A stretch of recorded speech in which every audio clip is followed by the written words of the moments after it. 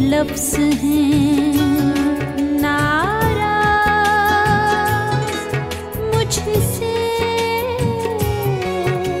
अज़ल से खामोशी लिखी हुई है मेरे हिस्से में, मेरे हिस्से में बेज़ुबान बेज़ुबान बेज़ुबान।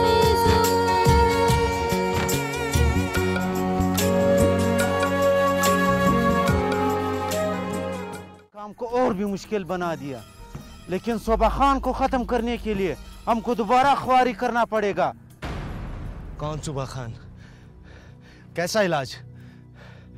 दे, वो अब्दुल्ला का सबसे बड़ा दुश्मन है।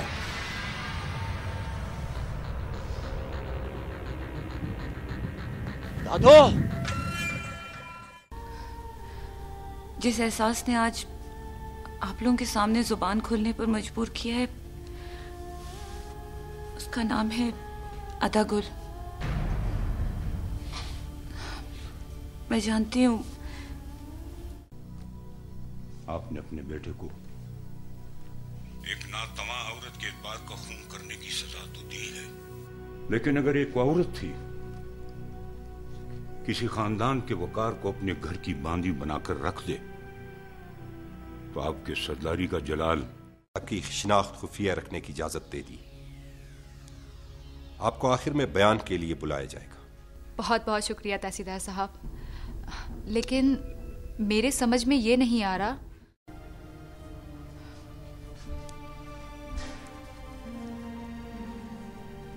क्या अदागुल तुम में दिलचस्पी नहीं लेता या तुम अदागुल को नापसंद करती हो? बोलो, क्या उसने तुम्हें खुश नहीं रखा हुआ है? खुशी तो मेरे पास बार बार आई, लेकिन यूं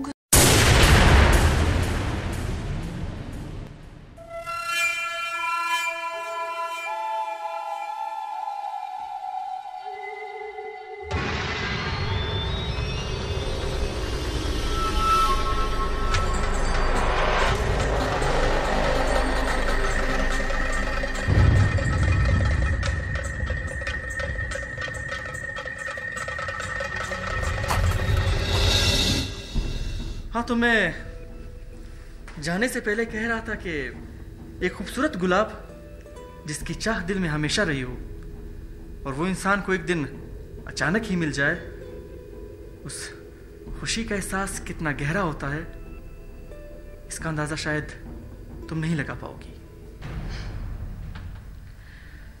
मगर ये भी तो तकदीर का सितम ही हुआ कि गुलाब किसका था और किसे मिल गया।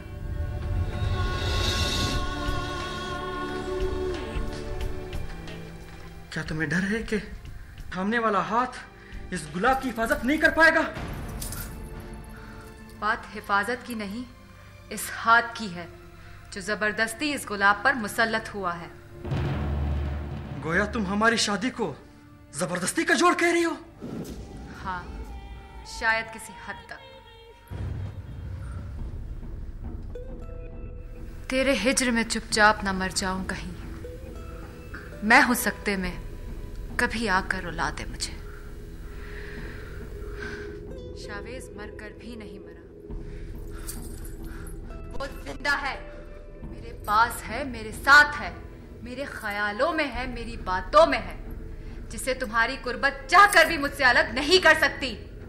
क्या मेरी जात, मेरी हैसियत तुम्हारे सामने कुछ भी नहीं?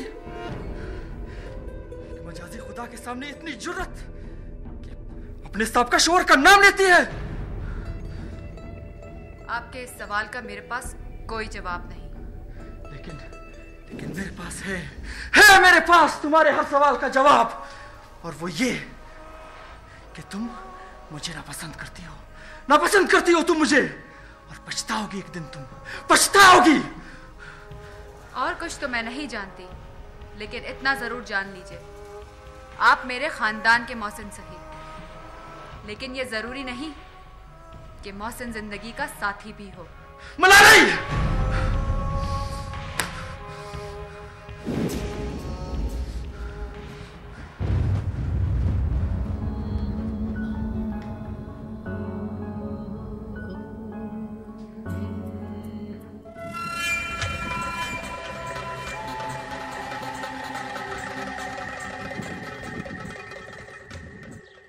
सरदार संदल खान, कसूरवार को तब तक बैठने की इजाजत नहीं जब तक वो अपनी सफाई से खुद को बेगुनाह साबित न कर दे। सवाली खान, अदागुल और फरिश्ता सुलह के कतरे बनकर हम खून के प्यासे दो कबीलों पर गिरे थे और तुम्हारी बेटी नगमा ने आग बनकर उन कतरों की ठंडक को ही निगल लिया। सौतन बन बैठी वो फरिश्ता पर।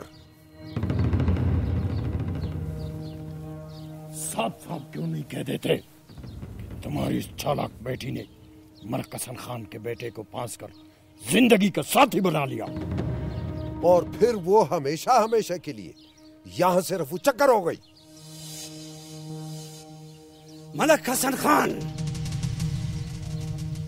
हकीकत को अंदाजों के गर्दालू दायने में परख कर अपनी खानी और मलकी का कद छोटा किए जा रहे हो तुम। और मलिक खालिक खान, तुम जिस नगमा को सौतन समझ बैठे हो वो अदागुल को फांस कर नहीं बल्कि अपने भाई के पास अफगानिस्तान चली गई है।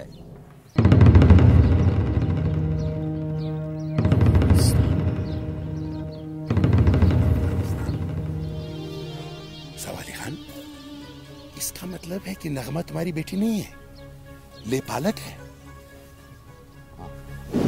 उन दिनों नगमा 4 साल की है, 8 साल का था जब मेरी शादी तकदीर की रजा से कंधार की एक नेकबख्त से हुई। खराब हालात होने के बायस मैं पाकिस्तान चला आया। 3 साल के बाद नेकबख्त भी इस दुनिया से मुंह मोड़कर चली गई और उसके शहीद भाई के इन 2 बच्चों को मैंने पाल पोस कर बड़ा किया। जवां होने पर सुबह अफगानिस्तान चला गया और नगमा मेरे पास रह गई।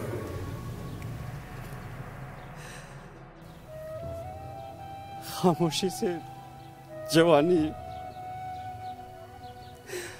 और फिर एक अमानत की तरह अपने भाई के घर पहुंचने वाली नगमा अपने बूढ़े बाप की रुसवाई का बायस बन गई और उसके बूढ़े बाप को खबर तक न हुई।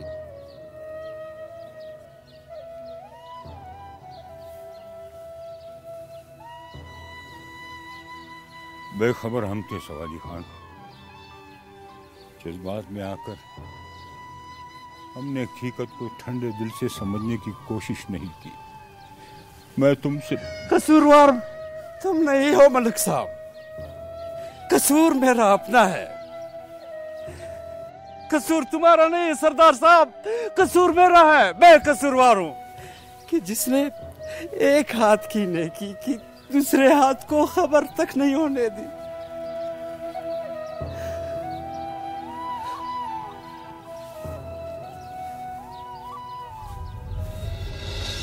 जिरगे के किसी भी मोतबर के दिल में अब भी अगर मेरे खिलाफ कोई भड़ास बाकी है तो वो मुझ पर निकाल सकता है, लेकिन बरसराम आज रुसवाई का जो दाग सवाली के सीने पर लगा है उसे धोने की ताकत न किसी खान में है और न किसी सरदार में।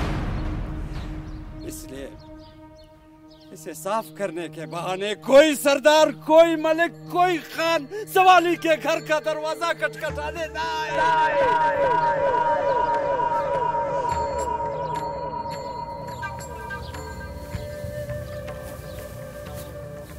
मलिक हसन खान, मामला खतरनाक हद तक सीरियस है। जो हम समझ रहे थे ऐसा कुछ नहीं, कुछ नहीं।